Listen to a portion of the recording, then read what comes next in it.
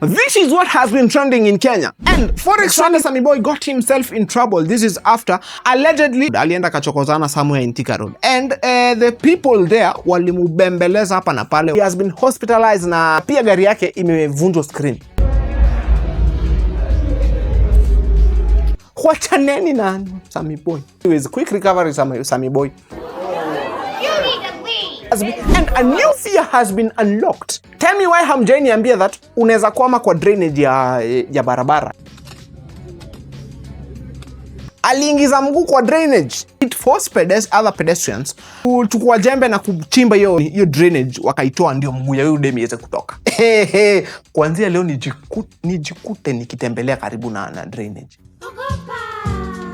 And Willy Paul will never beat the allegations of being a mkunaji. Yes. Another person has accused him of sliding in her DMs. Name a celebrity who slid into your DMs. She's talking about Willy Paul. They call me the one and only. And of course, it's not even a surprise. It's Willy Paul. Hata juzi nilikuwa naongelea tu hiyo story. Ilikuwa siku gani? On Thursday. Nilikisema that Pose lazima ingie tu kwa DMs za madem.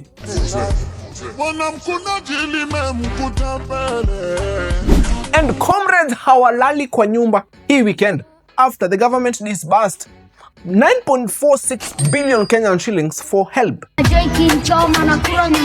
Comrades wenye wako kwa band 1 wanafaa kuwa wamereceive some chwoms hapa na pale. So kama uko kwa band 1, angalia M-Pesa yako kama hujashika simu leo.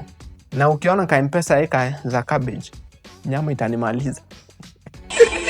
And two guys have been exposed in Kileleshwa. This is after they failed to clear their bill. After kupiga sherehe, this person texted me and told me that I need to expose this person. So, if you're watching this and you are seeing yourself, lipa bill bana. It doesn't have to be tusikue hivyo, man.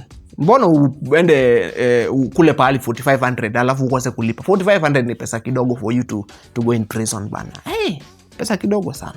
Enda lipa bill mze. Yeah. Kenya. And this Friday, Kenya will be facing Madagascar in the quarterfinals of the CHAN. Yes. Na tickets zishakuwa sold out. So kama hujanunua ticket by saizi, wajua tu you are not watching that game live. Itabidi tu umewatch at those designated areas zenye serikali iliweka. Yeah, ama uwatchie kwako kwa nyumba, which is even more better. Yeah. But kuna katimu kanajaribu kuleta kiburi. Anito Tanzania.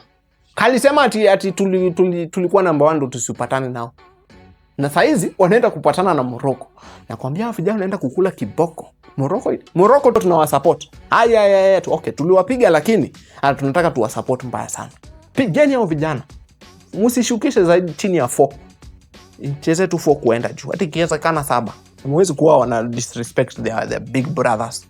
Kaishima lazima kadumu. And talking of East Africa countries, Glovo Uganda is on the spot. This is after a delivery guy alikuwa anatembea mguu.